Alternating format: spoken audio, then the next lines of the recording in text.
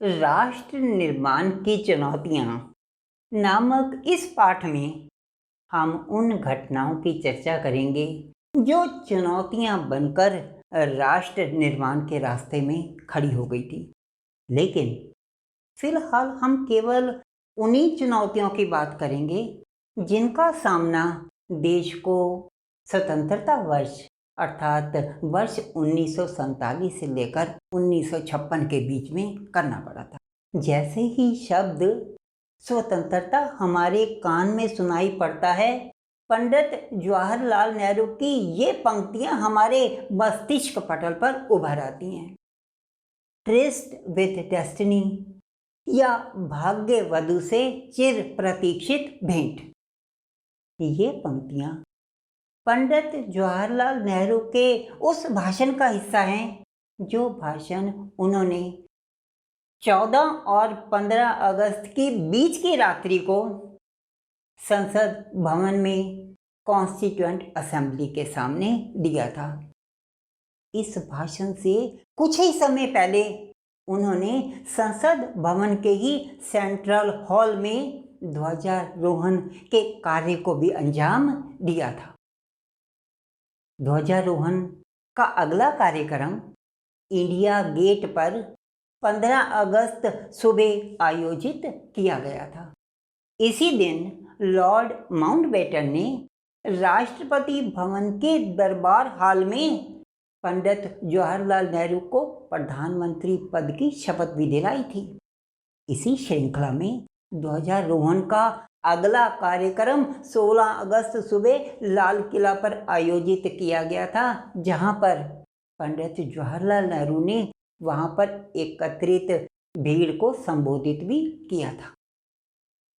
इस समय जबकि हम पंडित जवाहरलाल नेहरू की चर्चा कर रहे हैं, तो क्यों ना हम इस बात की भी चर्चा कर लें कि पंडित जवाहरलाल नेहरू की राष्ट्र निर्माण के संबंध में क्या सोच थी और उनका राष्ट्र निर्माण में क्या योगदान था। स्वप्न दृष्टा एवं आधुनिकता से भरे पंडित जवाहरलाल नेहरू। स्वप्न दृष्टा दो तरह के होते हैं दर्शकों। पहले स्वप्न दृष्टा वो जो सपने देखते तो हैं लेकिन इसके लिए कोई प्रयास या कोई पुरुषार्थ नहीं करते, और दूसरे स्वप्न दृष्टा वो होते हैं जो सपने लेते हैं और इसको पूरा करने के लिए जी जान से जुट जाते हैं। और पंडित जवाहरलाल नेहरू इस दूसरे किस्म के स्वप्न दृष्टा थे। तो स्वप्न दृष्टा और आधुनिकता से भरे पंडित जवाहरलाल नेहरू ने इस बात पर जोर दिया था कि धर्मनिरपेक्षता, लोकतंत्र, एकजुटता और स्वतंत्र सोच के बल पर ही एक अच्छे राष्ट्र की नींव रखी जा सकती है। द्वितीय विश्व युद्ध के पश्चात खस्ताहाल और विभाजित भारत का नवनिर्माण कोई आसान काम नहीं था। पंचवर्षीय योजना जैसी नीतियां पंडित जवाहरलाल नेहरू की दूरदृष्टि का ही परिणाम थी, जिनके सुखद नतीजों को हम आज भी महसूस कर सकते हैं। हीराकुद डैम और भाखड़ा नंगल डैम जैसी विशाल परियोजनाएं उन्हीं की सोच की देन थी। पंडित जवाहरलाल नेहरू उद्योगों के आधुनिकीकरण के भी पक्षधर थे। इसी सोच के साथ दूसरी पंचवर्षीय योजना में उद्योग क्षेत्र के लिए 17.6% की एक बड़ी अच्छी खासी राशि आवंटित की गई थी। और इसी के सोच के साथ ही योजना आयोग के वास्तुकार कहे जाने वाले और एक प्रसिद्ध सांख्यिकीविद पीसी महलानोबिस के नेतृत्व में एक कमेटी का गठन किया गया था, जिसमें बहुत से योजनाकार और अर्थशास्त्री मौजूद थे, इस सोच के साथ कि उद्योग क्षेत्र में एक ढांचागत परिवर्तन लाया जाए। पंडित जवाहरलाल नेहरू के नेतृत्व और डॉक्टर होमी भाभा के मार्गदर्शन में शांतिपूर्ण उद्देश्यों के लिए चलाए जा रहे परमाणु कार्यक्रमों को कौन भूल सकता है। अर्थात कुल मिलाकर हम ये कह सकते हैं कि पंडित जवाहरलाल नेहरू आधुनिक भारत के निर्माता थे और इसके वास्तुकार भी थे। अब इस चर्चा के पश्चात कि पंडित जवाहरलाल नेहरू की राष्ट्र निर्माण के संदर्भ में क्या सोच थी और पंडित जवाहरलाल नेहरू का राष्ट्र निर्माण के लिए क्या योगदान था, अब हम अपने मूल विषय पर आते हैं, अर्थात उन घटनाओं की चर्चा करते हैं जो राष्ट्र निर्माण के रास्ते में चुनौतियां बनकर खड़ी हो गई थी। इस संदर्भ में पहले हम 5 चुनौतियों की बात कर रहे हैं जो स्वतंत्रता के एकदम पश्चात राष्ट्र निर्माण के रास्ते में खड़ी हो गई थी। इन 5 चुनौतियों में वैसे पहली 2 चुनौतियां दरअसल वो 2 वायदे हैं जिन्हें स्वतंत्रता के पश्चात पूरा करने की बात कही गई थी, लेकिन जिन परिस्थितियों में भारत को स्वतंत्रता मिली, ये 2 वायदे पूरा करना भी नेताओं के लिए किसी चुनौती से कम न था। तो चर्चा आरंभ करते हैं इन 5 चुनौतियों की, या यूं कहें 2 वायदे और 3 चुनौतियों की। नंबर 1, लोगों को एकजुट रखना, जो अभी तक भाषा, धर्म और संस्कृति की विविधता के बावजूद इसलिए एकजुट थे क्योंकि उनका लक्ष्य एक ही था और वह था भारत को ब्रिटिश शासन से मुक्त करवाना। दूसरा, देश में लोकतंत्र कायम करना, और तीसरा, देश की अर्थव्यवस्था को ऊपर लेकर जाना, जो अर्थव्यवस्था ब्रिटिश शासन के भारत के संसाधनों के दोहन के कारण निम्न स्तर पर जा चुकी थी। चौथा, लोगों के जीवन स्तर में सुधार लाना और ये सुनिश्चित करना कि वो सामाजिक न्याय से वंचित ना रहें, खास तौर पर गरीब और अति पिछड़ा वर्ग। 5वीं चुनौती तो शायद अनावश्यक रूप से देश पर थोप दी गई थी, और वह चुनौती थी पाकिस्तान से आए शरणार्थियों को पुनः स्थापित करना। विरासत में मिली ये विभाजन की त्रासदी क्या थी, आइए इसके भी समझ लें। असल में स्वतंत्रता से कोई 5-6 वर्ष पूर्व मुस्लिम लीग के संस्थापक मोहम्मद अली जिन्ना ने एक द्विराष्ट्र सिद्धांत का प्रस्ताव कांग्रेस को सुझाया, लेकिन कांग्रेस ने इसे सिरे से ही नकार दिया। लेकिन अपने निहित स्वार्थों की पूर्ति के लिए जब मोहम्मद अली जिन्ना ने यही प्रस्ताव ब्रिटिश सरकार के सामने रखा, तो किन्हीं अज्ञात कारणों के कारण उन्होंने इसे तुरंत स्वीकार कर लिया और भारत भूभाग को, या यूं कहें कि धर्म बहुलता के आधार पर भारत भूभाग को 2 हिस्सों में बांटने का निर्णय कर दिया। अब मुस्लिम बहुलता भारत भूभाग के या तो पश्चिम में थी या पूर्व में, और दोनों में कोई जमीनी जुड़ाव भी नहीं था। फिर भी ये निर्णय लिया गया कि भारत भूभाग को 2 देशों में बांट दिया जाएगा, भारत और पाकिस्तान, जिसमें पाकिस्तान के 2 भाग होंगे, पूर्वी पाकिस्तान और पश्चिमी पाकिस्तान।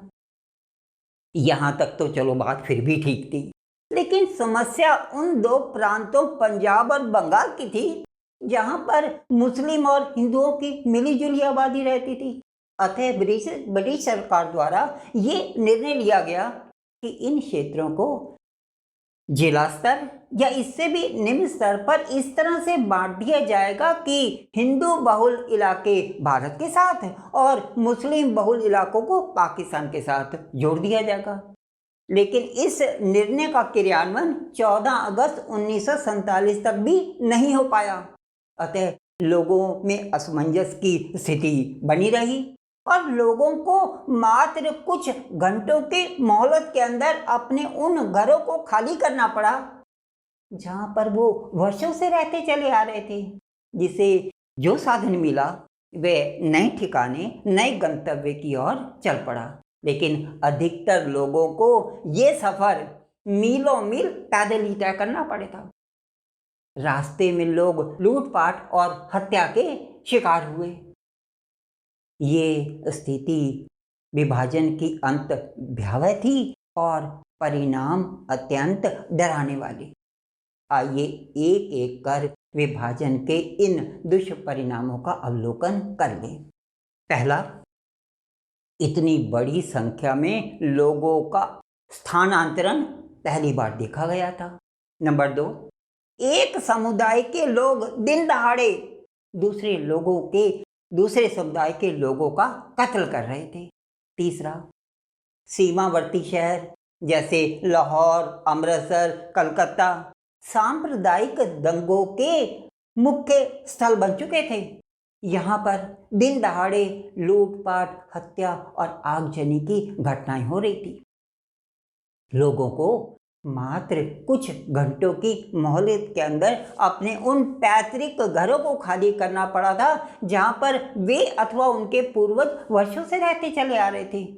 और लोग जिसे जो साधन मिला वह नए गंतव्य की ओर चल पड़ा। जैसा हमने अभी कहा, अधिकतर लोगों को ये सफ़र मीलों मील पैदल ही तय करना पड़ा था, जिसमें बच्चे, बूढ़े और महिलाएं भी शामिल थी।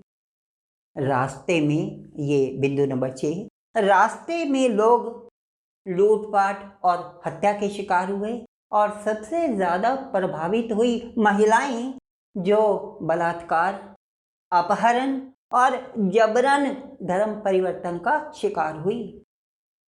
पारिवारिक सम्मान को बचाने के लिए कई लोगों ने तो खुद अपने परिवार की महिलाओं को ही मौत के घाट उतार दिया था। कुल मिलाकर, बिंदु नंबर 8, कुल मिलाकर 80 लाख लोगों का स्थानांतरण हुआ था और 8 लाख लोग मौत के घाट उतार दिए गए थे। बिंदु नंबर 9, शरणार्थी शिविरों में लोगों को कठिनाई भरा जीवन गुजारना पड़ा था। आखिरी बिंदु 10 नंबर, भारत की ओर से हिंदू संगठनों ने ये मांग उठाना आरंभ कर दिया था कि भारत को हिंदू राष्ट्र घोषित कर दिया जाए। अफवाहों का बाजार गर्म था। सीमा पार से खबरें आ रही थी कि पाकिस्तान में हिंदुओं, विशेषकर महिलाओं पर अमानवीय व्यवहार किया जा रहा है। इस मुद्दे को पकड़ हिंदू महासभा जैसे हिंदू संगठनों ने इस मुद्दे को पकड़कर हिंदुओं की भावनाओं को भड़काने में कोई कसर नहीं छोड़ी। जगह जगह विरोध प्रदर्शन होने लगे और सरकार पर यह दबाव बनाया जाने लगा कि देश को हिंदू राष्ट्र घोषित कर दिया जाए। लेकिन विभाजन की इस कहानी का एक सुखद पहलू यह था कि बहुत से मुसलमानों के पाकिस्तान चले जाने के बावजूद मुसलमानों की एक बड़ी संख्या ऐसी थी जिन्होंने भारत सरकार पर आस्था व्यक्त करते हुए भारत में ही रहने का निर्णय लिया था। और यह संख्या उस समय की कुल 35 करोड़ आबादी का 12% थी। अर्थात कुल मिलाकर 4 करोड़ मुसलमानों ने भारत सरकार पर विश्वास व्यक्त हुए ये निर्णय लिया कि वो भारत में ही रहेंगे। भारत सरकार ने भी इनके विश्वास का सम्मान करते हुए यह घोषणा की कि भारत धर्म निरपेक्ष नीति पर चलेगा, जहां पर हर व्यक्ति को अपनी इच्छा के अनुसार धर्म अपनाने और उसे मनाने की छूट होगी। भारत सरकार की इस घोषणा के पश्चात भारत में रह रहे मुसलमानों के तो मन की शंका समाप्त हो गई थी। लेकिन अब हम बात करते हैं पाकिस्तान से आए उन शरणार्थियों की जिन्हें भिन्न भिन्न समस्याओं से जूझना पड़ा, और देखते हैं सरकार ने उनके पुनर्वास के लिए क्या कार्य किए। पाकिस्तान से आए इन शरणार्थियों की पहली आवश्यकता थी भोजन, आवास, दवाइयाँ और दैनिक कार्यों के निपटान की सुविधाएं, और साथ ही घर से बेघर हुए इन लोगों को उस तनाव और बेचैनी से बाहर आना था और साथ ही इनको इस नए वातावरण के अनुसार खुद को ढालना भी था।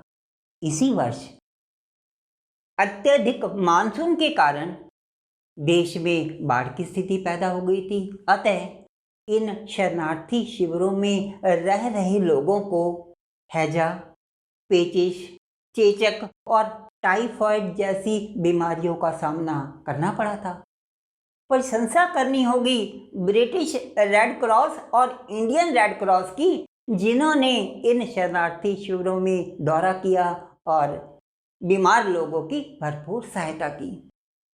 इंडियन रेड क्रॉस अपने इस सेवा क्रम को जारी रख सके, उसको इस सेवा क्रम को रोकना ना पड़े, इस उद्देश्य से ब्रिटिश रेड क्रॉस ने इंडियन रेड क्रॉस को एक बड़ी नगद राशि के साथ साथ 12 एम्बुलेंस भी उपलब्ध कराई थी। अब पाकिस्तान से भारत आने वाले शरणार्थियों ने मुख्यतः 3 सीमाओं से भारत में प्रवेश किया था: उत्तरी सीमा, पश्चिमी सीमा और पूर्वी सीमा। उत्तरी सीमा से भारत में प्रवेश करने वाले शरणार्थियों में से कईयों ने पंजाब के विभिन्न कस्बों और शहरों में शरण ली, जबकि कईयों ने दिल्ली की ओर रुख किया। पंजाब में 2 स्थानों जालंधर और कुरुक्षेत्र में सरकार द्वारा बड़े बड़े शरणार्थी शिविर स्थापित किए गए थे। उस समय हरियाणा अस्तित्व में नहीं था, इसलिए कुरुक्षेत्र शहर पंजाब का ही एक हिस्सा था। उत्तरी सीमा से आए ये शरणार्थी अधिकतर किसान थे। अब इन्हें खेती बाड़ी के लिए जमीन की आवश्यकता थी और सरकार के पास कुछ भूमि खंड उपलब्ध थे जो कई मुसलमानों के पाकिस्तान चले जाने के कारण खाली हो गए थे और सरकार के कब्जे में थे। अब ये भूमिखंड इन शरणार्थियों के बीच बांट दिए गए, जिससे कि ये इन पर खेती बाड़ी करके अपने परिवार का भरण पोषण कर सकें। इस तरह से कुछ शरणार्थियों के पुनर्वास का इंतजाम सरकार द्वारा कर दिया गया था। उधर जिन शरणार्थियों ने दिल्ली का रुख किया था, आरंभ में वे तो सरकारी शरणार्थी शिविरों में रहे, लेकिन कालांतर में बेशक छोटे ही सही, लेकिन उन्हें पक्के मकान आवंटित कर दिए गए। इस संदर्भ में 2 कॉलोनियों के नाम से लोग अभी भी परिचित हैं। पहला ओल्ड राजेंद्र नगर, जो दिल्ली के करोल बाग या यूं कहें कि पूसा रोड क्षेत्र के आसपास है, और दूसरी पुनर्वास कॉलोनी थी किंग्सवे कैंप, जिसे आज जीटीबी नगर या गुरु तेग बहादुर नगर के नाम से जाना जाता है। ये पुनर्वास कॉलोनी के तो कई खंड थे और कुल मिलाकर ये पुनर्वास कॉलोनी लगभग 5 से लेकर 6 वर्ग किलोमीटर क्षेत्र में फैली हुई थी। पश्चिमी सीमा से भारत में प्रवेश करने वाले शरणार्थी अधिकतर सिंधी थे और भारत में प्रवेश करने के पश्चात ये लोग इन शरणार्थियों को गुजराती और मराठी लोगों के साथ समन्वय बिठाने में थोड़ी परेशानी तो हुई, लेकिन बाद में ये अपने प्रतिभा के बल पर अपने रोजगार के साधन जुटाने में, उनको स्थापित करने में कामयाब हो गए थे। लेकिन पूर्वी सीमा से आए शरणार्थियों की समस्या अलग तरह की ही थी। भारत में शरण लेने के पश्चात इन शरणार्थियों को एक समस्या का सामना करना पड़ा, वो ये थी कि स्थानीय लोग इनको बर्दाश्त नहीं कर पा रहे थे। कारण ये था कि स्थानीय लोगों को ये लगता था कि उनके रोजगार और वहाँ पर उपलब्ध संसाधनों को इनके साथ बांटना पड़ेगा। लेकिन स्थानीय लोगों का ये रवैया कुछ ही समय तक रहा और बाद में सब सामान्य हो गया था।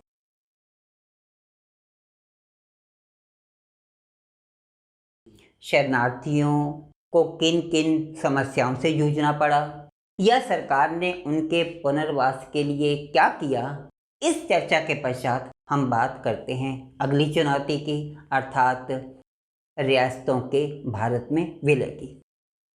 ब्रिटिश शासन के भारत भूभाग को दो हिस्सों में बांटा जा सकता है। पहला, भारतीय प्रांत जो लगभग 75% क्षेत्रफल में थे, और दूसरा, देसी रजवाड़े या रियासतें जो कि 25% क्षेत्रफल में थी। अब भारतीय प्रांत तो सीधे सीधे ब्रिटिश सरकार के अधीन थे, उसके नियंत्रण में थे, लेकिन रियासतों के शासकों का रियासतों के अंदरूनी मामलों में निर्णय लेने का पूर्ण अधिकार था, लेकिन वो तब यदि रियासतों ने ब्रिटिश शासन की अधीनता को स्वीकार कर लिया हो तब। रियासतों द्वारा ब्रिटिश शासन की अधीनता को स्वीकार करने को सर्वोपरिता या आधिपत्य कहा जाता था। अब भारत भूभाग को दो देशों पाकिस्तान और भारत में बांटने के पश्चात ब्रिटिश सरकार ने यह घोषणा की कि भारत भूभाग में ब्रिटिश शासन के अंत के साथ ही उनका रियासतों पर भी आधिपत्य अब समाप्त होता है। अर्थात अब इन रियासतों को ये छूट है कि वो भारत में विलय करें, पाकिस्तान में विलय करें, और चाहे तो वो स्वतंत्र भी रह सकती हैं। ब्रिटिश शासन की इस घोषणा के पश्चात पहली प्रतिक्रिया त्रावणकोर रियासत की थी, जिसने स्वतंत्र रहने की घोषणा की। अगले ही दिन इसी तरह की प्रतिक्रिया हैदराबाद रियासत की आई, और इस कड़ी में जुड़ गई रियासत जम्मू कश्मीर की और भोपाल की, और कुल मिलाकर 11 ऐसी रियासतें थी जिन्होंने स्वतंत्र रहने की घोषणा की। भारत के लिए ये एक बहुत बड़ा झटका था, उन नेताओं के लिए खास तौर पर जिन्होंने अखंड भारत का सपना देखा था। अतः यह जिम्मेदारी तब के गृह मंत्री सरदार वल्लभ भाई पटेल को सौंपी गई कि वे इन रियासतों के शासकों से बात करें और उन्हें भारत में विलय के लिए राजी करें। सरदार वल्लभ भाई पटेल ने मुख्यतः 3 बिंदुओं पर इन रियासतों के शासकों से बात की और उन्हें भारत में विलय के लिए अनुरोध किया। पहला, आपकी रियासत के नागरिक आपकी रियासत को भारत का एक अंग बनते हुए देखना चाहते हैं, अतः अपने नागरिकों की भावनाओं का सम्मान करते हुए आपको भारत में विलय कर लेना चाहिए। दूसरा, यदि आप भारत में विलय करते हैं, अर्थात यदि आपकी रियासत भारत में विलय करती है, तो आपकी रियासत के कुछ इलाकों की स्वायत्तता के बारे में भारत सरकार गौर कर सकती है। साथ ही आपको कुछ विशेष अधिकार भी दिए जाएंगे, जिसमें एक निश्चित राशि प्रतिवर्ष सरकारी खजाने से भी आपको दी जाएगी। तीसरा, भारत पाक विभाजन का उदाहरण देकर उन्हें सीमाओं के महत्व के बारे में बताया गया कि किस प्रकार भारत में विलय के पश्चात उनकी सीमाओं की देखरेख की जिम्मेदारी भारत सरकार पर होगी। कहने सुनने में ये बात बड़ी आसान लगती है, लेकिन ये सरदार वल्लभ भाई पटेल की वाक कौशलता, उनके युक्तिपूर्ण तर्कों और उनकी कूटनीति का परिणाम था कि 14 अगस्त 1947 से पहले लगभग सभी रियासतों ने भारत में विलय की अनुमति दे दी थी, अर्थात इंस्ट्रूमेंट ऑफ एक्सेशन पर हस्ताक्षर कर दिए थे।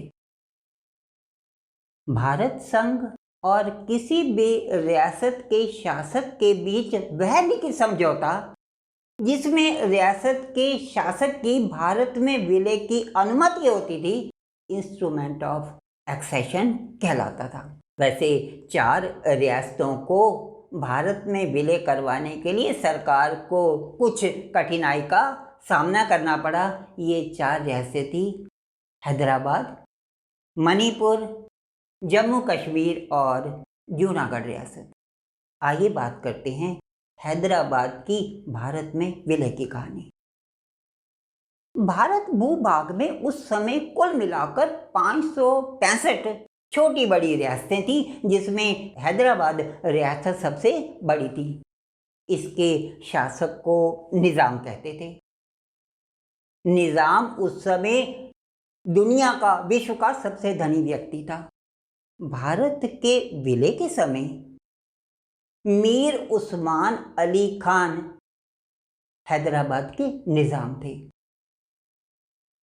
आरंभ में 1 वर्ष के लिए यथास्थिति बनाए रखने पर हैदराबाद और भारत सरकार में समझौता हुआ, इस शर्त पर कि वार्ता का क्रम जारी रहेगा। इसी बीच निजाम की क्रूरता का शिकार हुए किसानों ने धरना प्रदर्शन आंदोलन आरंभ कर दिया। बहुत सी महिलाएं भी इस आंदोलन में शामिल हो गई, लेकिन हैदराबाद कांग्रेस और कम्युनिस्ट पार्टी के इस आंदोलन में शामिल होते ही आंदोलन ने गति पकड़ ली। इस आंदोलन को कुचलने की जिम्मेदारी निजाम ने अपनी निजी सेना, जिन्हें रजाकर कहते थे, उन्हें सौंपी। ये रजाकर अपनी क्रूरता जैसे हत्या, लूटपाट, बलात्कार, अपंग बनाना जैसे कुकृत्यों के लिए प्रसिद्ध थे, विशेषकर गैर मुस्लिमों के लिए। अब इन रजाकारों के सक्रिय भूमिका में आते ही दोनों ओर से हिंसक झड़पें होने लगी और पूरे हैदराबाद शहर में तनाव व्याप्त हो गया।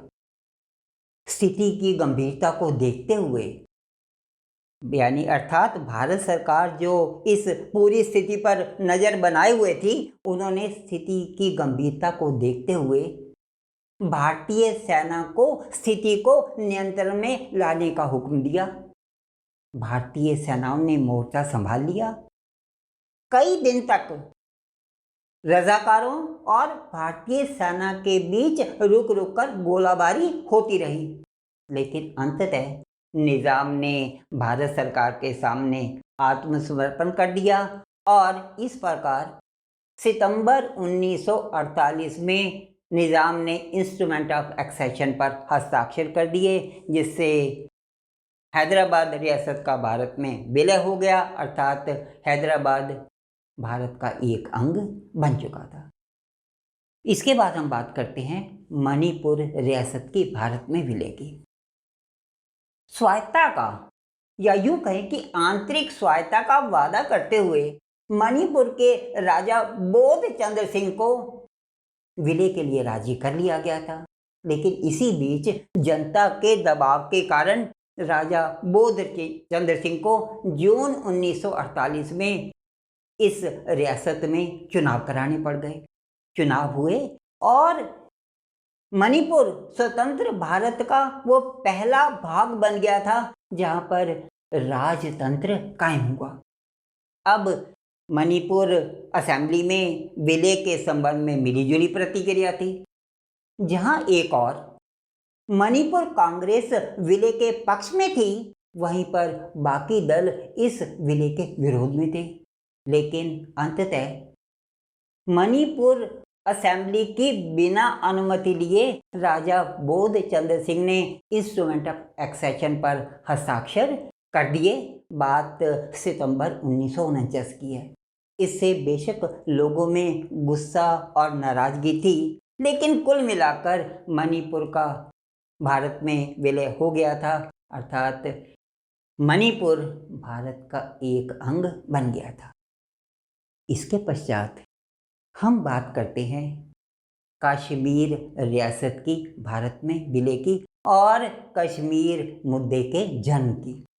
कश्मीर शासक के भारत में विलय संबंधी ढुलमुल नीति के कारण कश्मीर मुद्दे का जन्म हुआ और कालांतर में वो भारत और पाकिस्तान के बीच टकराव का कारण बन गया। वैसे पाकिस्तान ने ये भरसक प्रयास किया कि किसी न किसी तरह से चीन को भी इस कश्मीर मुद्दे के साथ जोड़ दिया जाए। इन सब बातों की प्रामाणिकता आने वाली चर्चा में स्पष्ट हो जाएगी। यूँ तो कश्मीर रियासत में मुस्लिम बहुलता थी, लेकिन इसके शासक राजा हरि सिंह हिंदू प्रवृत्ति के थे। राजा हरि सिंह का संबंध डोगरा वंश से था, जिसके प्रथम शासक राजा गुलाब सिंह थे। मुस्लिम बहुलता के बावजूद इस रियासत में मुसलमानों को दूसरे दर्जे का नागरिक समझा जाता था। इस संदर्भ में कई बार विरोध के स्वर उठे भी, लेकिन कुल मिलाकर इन विरोध के स्वरों को सत्ता ने दबा दिया। लेकिन 1931 में शेख अब्दुल्ला के नेतृत्व में यहाँ के मुस्लिम बुद्धिजीवियों ने विद्रोह कर दिया, जिसके परिणाम स्वरूप शेख अब्दुल्ला को जेल में भी डाल दिया गया। शेख अब्दुल्ला ये आज भी कश्मीर में शेरे कश्मीर के नाम से जाने जाते हैं और ये पूर्व मुख्यमंत्री फारूक अब्दुल्ला के पिता थे और उमर अब्दुल्ला के दादा। वैसे भौगोलिक दृष्टि से कश्मीर रियासत पाकिस्तान के ज़्यादा नज़दीक थी। उसका कारण ये था कि कश्मीर रियासत का जम्मू शहर और उधर पाकिस्तान का सियालकोट शहर दोनों आपस में रेल मार्ग से भी और सड़क मार्ग से भी जुड़े हुए थे। लेकिन राजा हरि सिंह ना तो भारत में विलय चाहते थे, ना पाकिस्तान में विलय चाहते थे। हालांकि कारण इसके अलग अलग थे। भारत के साथ वो विलय इसलिए नहीं चाहते थे क्योंकि स्वतंत्रता के पश्चात भारत में लोकतंत्र कायम होने जा रहा था और जहां इनकी राजशाही अधिक दिन तक टिकने वाली नहीं थी, जबकि पाकिस्तान के साथ राजा हरि सिंह विलय इसलिए नहीं चाहते थे क्योंकि पाकिस्तान में मुस्लिमों की प्रभुता थी और राजा हरि सिंह हिंदू प्रवृत्ति के राजा थे। अब आरंभ में तो भारत सरकार ने कश्मीर के भारत में विलय के लिए काफ़ी प्रयास किए, लेकिन राजा हरि सिंह की उदासीनता के कारण आखिरकार भारत सरकार ने अपने हाथ वापस खींच लिए। यथास्थिति बनाए रखने पर 1 वर्ष के लिए पाकिस्तान के समझौता कर लिया गया। ये बात 12 अगस्त 1947 की है, लेकिन इस समझौते के मात्र 15 दिन के अंदर ही पाकिस्तान सरकार ने कश्मीर रियासत पर पूर्ण विलय का दबाव बनाना शुरू कर दिया, जिसके न माने जाने पर उसे परिणाम भुगतने की धमकी तक दे डाली। इसी धमकी को अंजाम देने के लिए 22 अक्टूबर 1947 को पाकिस्तान सरकार ने लगभग 2000 पाकिस्तानी सैनिकों का एक जत्था, जो आधुनिक हथियारों से लैस थे, लेकिन वे जानबूझकर कबीली लोगों के वेशभूषा में कश्मीर के अंदर प्रवेश कराए गए। मकसद कश्मीर पर आक्रमण कर इसके क्षेत्रों को कब्जा करने का था और कश्मीरी सेना उनको रोकने में पूरी तरह से असफल रही थी। कश्मीर में प्रवेश के पश्चात इन पाकिस्तानी सैनिकों ने धीरे धीरे आगे बढ़ना आरंभ कर दिया और कश्मीर के उरी और बारामूला क्षेत्रों पर कब्जा कर लिया। ये खबर जैसे ही राजा हरि सिंह को मिली, उनके हाथ पैर फूल गए। उन्होंने तुरंत भारत से सैनिक सहायता की गुहार लगाई। बात 24 अक्टूबर की है, जब राजा हरि सिंह ने भारत से सैनिक सहायता देने का आग्रह किया। आनंद फानन में राजा हरि सिंह ने इंस्ट्रूमेंट ऑफ एक्सेशन पे हस्ताक्षर कर दिए, अर्थात भारत में विलय की अनुमति दे दी। बात 26 अक्टूबर अर्थात उससे 2 दिन बाद की है। भारत ने भी तुरंत हवाई मार्ग से भारतीय सेना को कश्मीर पहुंचा दिया और भारतीय सेना धीरे धीरे अपने मकसद में कामयाब होने लगी, आगे बढ़ने लगी। कुछ दिन के पश्चात भारतीय सेना कई क्षेत्रों को पाकिस्तानी सैनिकों से मुक्त कराने में कामयाब भी रही। अर्थात कुछ दिन के पश्चात उरी और बारामूला को पाकिस्तान के कब्जे से मुक्त करा दिया गया। पाकिस्तान अपने इस मकसद में आगे बढ़ ही रही थी, कामयाब हो रही थी कि 1 जनवरी 1948 को पंडित जवाहरलाल नेहरू ने संयुक्त राष्ट्र से अपील की कि वो इस मामले में मध्यस्थता करें। अब भारतीय सेना के हाथ बन चुके थे, क्योंकि संयुक्त राष्ट्र मध्यस्थता के लिए बीच में आ चुका था। अब जहां तक का इलाका कश्मीर का भारतीय सेना ने मुक्त करवा लिया था, वह सारा भारत के अधिकार क्षेत्र में आ गया और बाकी का हिस्सा आज़ाद कश्मीर कहलाया।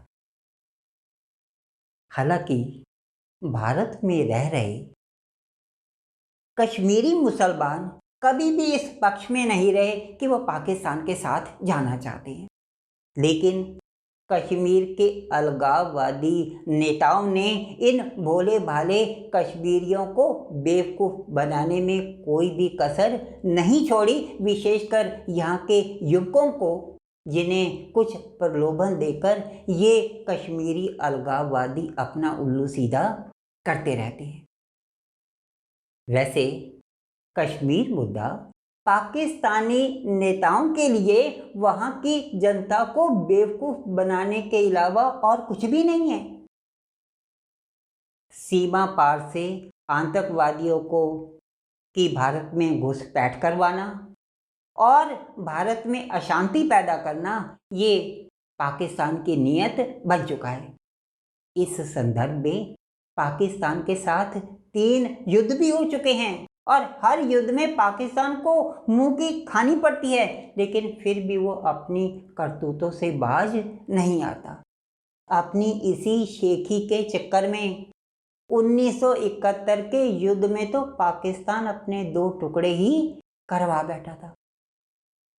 अब कश्मीर की कुल आबादी में से या कुल क्षेत्रफल में से कितने क्षेत्रफल पर भारत का कब्जा है, कितने क्षेत्रफल पाकिस्तान का या चीन का कब्जा है, और कश्मीर की कुल आबादी में से भारत के कब्जे वाले कश्मीर में कितनी आबादी रहती है, पाकिस्तान के कब्जे वाले कश्मीर में कितनी आबादी और चीन के कब्जे वाले हिस्से में कितनी आबादी रहती है, ये सारी जानकारी आपको स्क्रीन पर आ रही तालिका से प्राप्त हो रही होगी।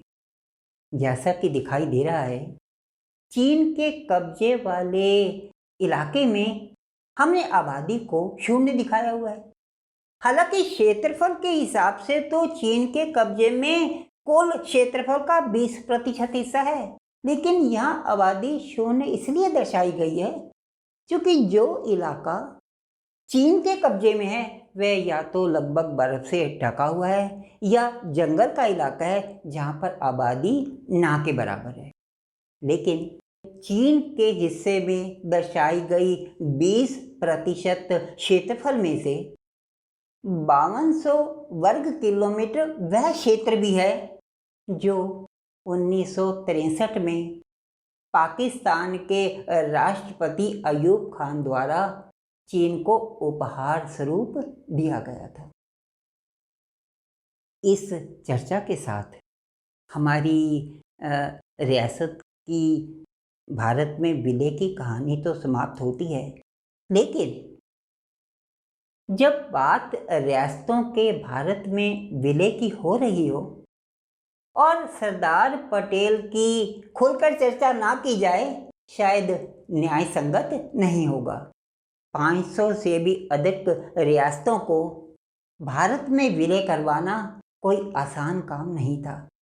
शायद इसलिए ये जिम्मेदारी तब के गृह मंत्री सरदार वल्लभ भाई पटेल को सौंपी गई थी कि वो इन रियासतों के शासकों से बात करें और उन्हें भारत में विलय के लिए राजी करें। और जैसा कि हम पहले भी कह चुके हैं कि शायद ये सरदार वल्लभ भाई पटेल की वाक कौशलता, उनके युक्तिपूर्ण तर्कों और कूटनीति जिसमें साम, दाम, दंड, भेद सभी शामिल थे, उसका परिणाम था कि 14 अगस्त से पहले पहले लगभग सभी रियासतों ने इंस्ट्रूमेंट ऑफ एक्सेशन पर हस्ताक्षर कर दिए थे। जिन 4 रियासतों ने कुछ आनाकानी की थी, उन्हें भी सैन्य बल के आधार पर भारत में विलय करवा दिया गया था। कुल मिलाकर हम ये कह सकते हैं कि सरदार वल्लभ भाई पटेल का ये लौह पुरुष व्यक्तित्व था कि इतना बड़ा मसला इतनी सरलता से हल कर लिया गया था। 1918 का खेड़ा सत्याग्रह और 1928 के बरदोली सत्याग्रह के परिणाम स्वरूप सरदार वल्लभ भाई पटेल एक बड़े स्वतंत्रता सेनानी नेता के रूप में उभरे थे। सरदार वल्लभ भाई पटेल में नेशनलिस्ट, कैटलिस्ट और रियलिस्ट जैसे गुणों का समायोजन था। इसी कारण से सरदार वल्लभ भाई पटेल को भारतीय राजनीति का NCR कहा जाता है। रियासतों के भारत में विलय और सरदार वल्लभ भाई पटेल के व्यक्तित्व की चर्चा के पश्चात अब हम अगली चुनौती की बात करते हैं, अर्थात भाषाई आधार पर राज्यों के पुनर्गठन की।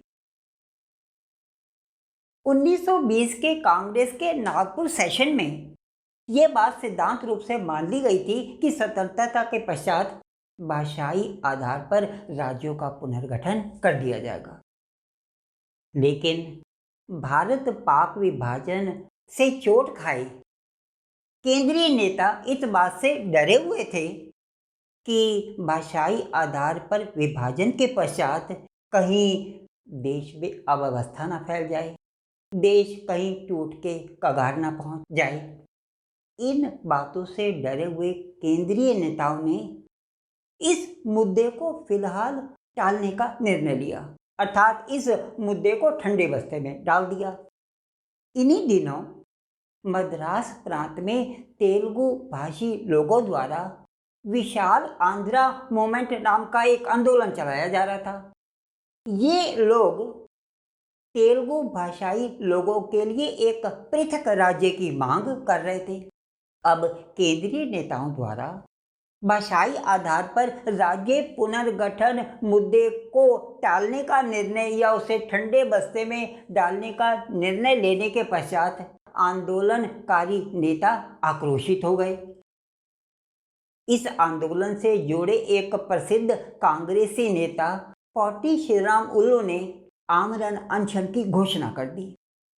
सरकार द्वारा कोई पहल न लिए जाने के कारण इस संदर्भ में पोटी श्रीरामुलु की 56 दिन के पश्चात मृत्यु हो गई।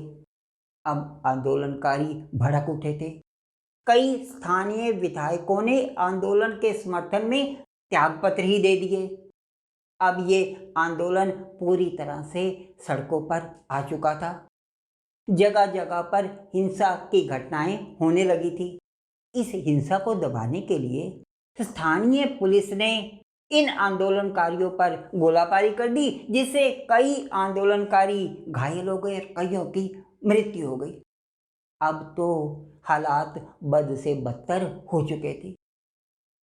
भारतीय सरकार या भारत सरकार जो कि स्थिति पर नजर बनाए हुए थी, स्थिति को गंभीरता को देखते हुए दिसंबर 1952 में पंडित जवाहरलाल नेहरू ने घोषणा की कि भारत सरकार आंदोलनकारियों की पृथक राज्य की मांग को स्वीकार करती है और परिणाम अनुसार अक्टूबर 1953 में आंध्र प्रदेश नामक राज्य का जन्म हो गया।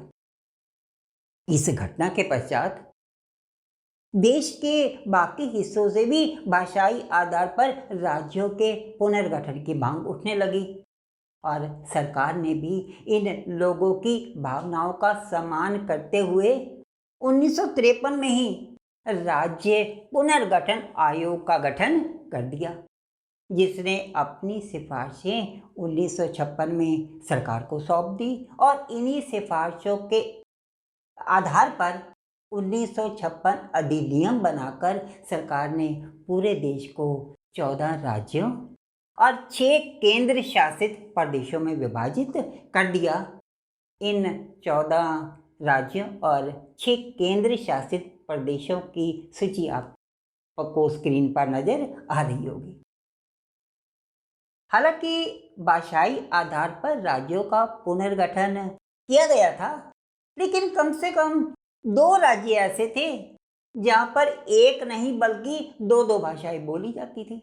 इनमें पहला उदाहरण है बॉम्बे स्टेट का, जहां पर एक नहीं बल्कि 2 अलग अलग भाषाएं बोलने वाले लोग रहते थे, गुजराती और मराठी। इसी कारण से पुनर्गठन के मात्र 4 वर्ष के अंदर ही इसमें संशोधन करना पड़ा, अर्थात बॉम्बे राज्य को समाप्त कर 2 राज्य बनाने पड़े, गुजरात और महाराष्ट्र।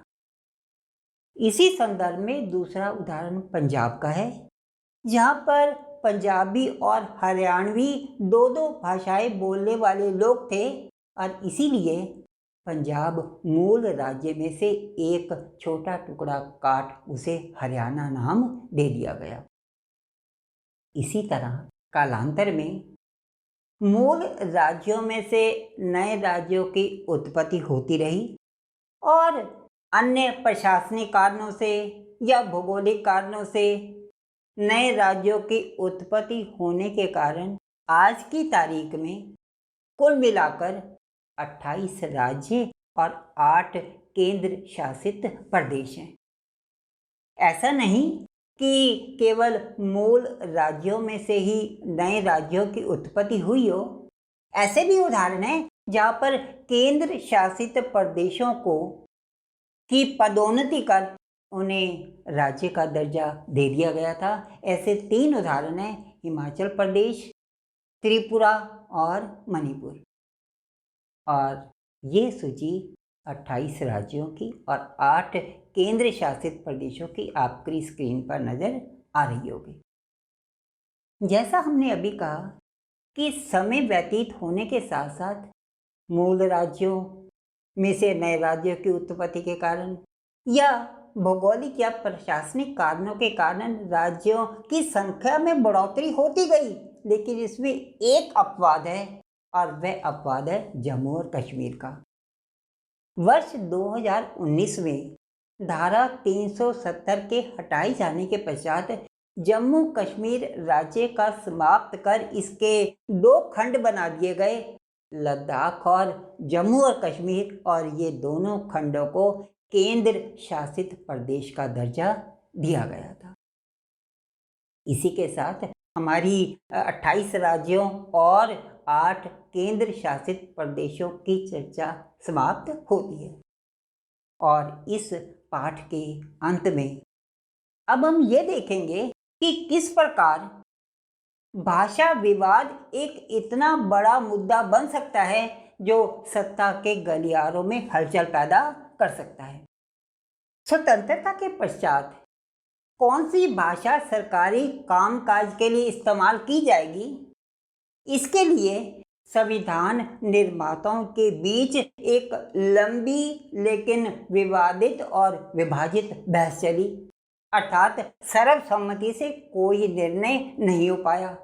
अंततः बहुमत और ब्रिटिश सरकार की राय से ये निर्णय लिया गया कि संविधान लागू होने के 15 वर्ष तक सरकारी कामकाज के लिए अंग्रेजी को सहायक भाषा के रूप में इस्तेमाल किया जाता रहेगा और उसके पश्चात हिंदी पूर्ण रूप से सरकारी कामकाज के लिए अपनाई जा सकेगी। अब जैसा कि हम जानते ही हैं कि 26 जनवरी 1950 में संविधान लागू हुआ, जिसके अनुसार 26 जनवरी 1965 के पश्चात हिंदी पूर्ण रूप से सरकारी कामकाज की भाषा बनने जा रही थी। अहिंदी भाषी राज्यों को ये बात कुछ जची नहीं और वो ये चाहते थे कि अंग्रेजी को सरकारी भाषा के रूप में जारी रखा जाए। मद्रास की एक राजनीतिक पार्टी, मद्रास जिसे आज तमिलनाडु कहते हैं, मद्रास की एक राजनीतिक पार्टी डीएमके ने हिंदी को जबरदस्ती थोपे जाने का विरोध भी किया। पंडित जवाहरलाल नेहरू इन हिंदी भाषी लोगों के मन की शंका को समझ रहे थे, अतः उन्होंने इस भाषा के प्रावधान में कुछ बदलाव भी किए, लेकिन डीएमके से संतुष्ट नहीं हुई। जैसे जैसे 26 जनवरी 1965 का दिन नज़दीक आ रहा था, जब से हिंदी पूर्ण रूप से सरकारी कामकाज की भाषा बनने जा रही थी, हिंदी विरोधी आंदोलन तेज होने लगे। मद्रास, मैं फिर बता रहा हूँ कि आज का तमिलनाडु, मद्रास के मदुरई शहर में तो हिंदी विरोधी आंदोलनकारियों और कांग्रेसी कार्यकर्ताओं के बीच जमकर मारपीट हो गई। इस घटना के विरोध स्वरूप या इस घटना के कारण ये आंदोलन ने गति पकड़ ली और लगभग पूरे मद्रास प्रांत में फैल गया। जगह जगह हिंसा, आगजनी और लूटपाट की घटनाएं होने लगी। इस हिंसा को रोकने के लिए पहले तो आंदोलनकारियों पर लाठीचार्ज किया गया, फिर गोलाबारी भी की गई, जिससे कई आंदोलनकारी घायल हुए और कईयों की मृत्यु हो गई। इससे आंदोलन उग्र रूप ले चुका था। भारत सरकार स्थिति पर नज़र बनाए हुए थी। इस स्थिति को गंभीरता को देखते हुए तब के प्रधानमंत्री लाल बहादुर शास्त्री ने ये घोषणा की आंदोलनकारियों के लिए कि जब तक हिंदी भाषी राज्य नहीं चाहेंगे, हिंदी उन पर जबरदस्ती नहीं थोपी जाएगी। लाल बहादुर शास्त्री के इस आश्वासन के पश्चात आंदोलन थमने लगा था, लेकिन इसका एक राजनीतिक प्रभाव ये हुआ कि 1969 के विधानसभा चुनाव में डीएमके पार्टी अपने बल पर मद्रास विधानसभा में बहुमत हासिल करने में कामयाब हुई थी, और तब से अब तक कांग्रेस कभी भी मद्रास प्रांत में अपने बल पर सरकार नहीं बना पाई विधानसभा में। बेशक इसमें कोई दो राय नहीं कि क्षेत्रीय दल लोगों की भावनाओं का फायदा उठाते हैं, लेकिन अब केंद्रीय सरकारें भी जागरूक हो चुकी हैं और वो किसी क्षेत्र या किसी राज्य पर जबरदस्ती किसी भाषा को सरकारी भाषा के रूप में नहीं थोपती, बल्कि राज्य की मांग पर, क्षेत्र की मांग पर जो सरकारी भाषा या जो भाषा सरकारी कामकाज के लिए इस्तेमाल की जा रही होती है, उसके अलावा अन्य भाषाओं को भी सरकारी भाषा के रूप में मान्यता दी जाती है। इस संदर्भ में एक ताजा उदाहरण जम्मू कश्मीर का है।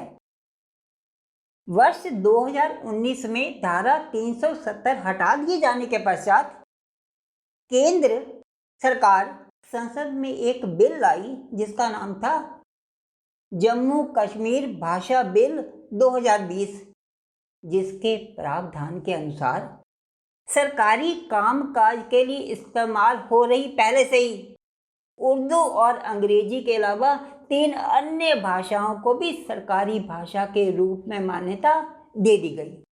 ये 3 नई भाषाएं जिन्हें मान्यता दी गई सरकारी भाषा के रूप में, ये 3 भाषाएं थी कश्मीरी, डोगरी और हिंदी। इसी के साथ हमारी इस पाठ की चर्चा यहीं समाप्त होती है। इस पाठ के अंत में दिए गए प्रश्न उत्तर रूप में इस पाठ से संबंधित फिल्म गरम हवा, उससे संबंधित प्रश्न उत्तर और इसके अलावा कुछ अतिरिक्त प्रश्न उत्तरों को जानने के लिए विस्तृत चर्चा हमने पहले से की हुई है, जिसके लिए आपको हमारी इसी पाठ की पुरानी वीडियो के डिस्क्रिप्शन भाग को देखना होगा। जैसा कि हम जानते ही हैं, जैसा अपेक्षित है, इस सत्र में प्रश्न पत्र का जो पैटर्न है वह MCQ अर्थात बहुवैकल्पिक प्रश्न के रूप में होगा। अतः इस संदर्भ में जो सैंपल क्वेश्चन पेपर MCQ पर आधारित होंगे उन्हें समय पर आपकी वास्तविक परीक्षा से कम 20 दिन पहले अपलोड कर दिया जाएगा। अब ये वीडियो हम जब भी अपलोड करें इसकी सूचना आपको तुरंत मिल जाए और अन्य वीडियो जो हम इसके पश्चात अपलोड करेंगे अन्य पाठों के भी नए पाठ्यक्रम के अनुसार उनकी भी जानकारी आपको अपलोड के पश्चात तुरंत मिल जाए। इसके लिए आप हमारे चैनल से जुड़े, जिसके लिए बेल आइकन को दबाएं अर्थात चैनल को सब्सक्राइब कर हमारे चैनल के साथ में जुड़ जाएं। धन्यवाद।